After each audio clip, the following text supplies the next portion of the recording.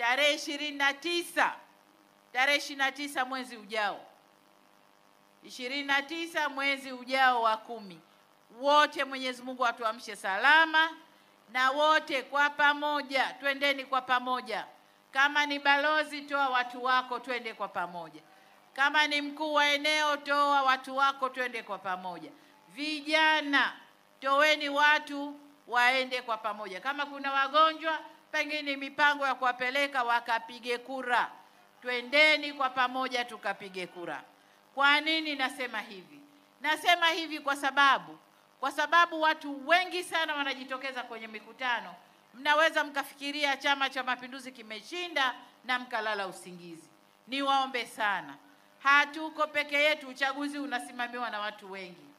Jinsi tunavyojaa kwenye mikutano, hivyo hivyo tukajae kwenye masanduku ya kura, hivyo hivyo tukajae kule, na hivyo ndivyo tutakavyoweza kuwaziba midomo wale ambao wana midomo kwa Tanzania.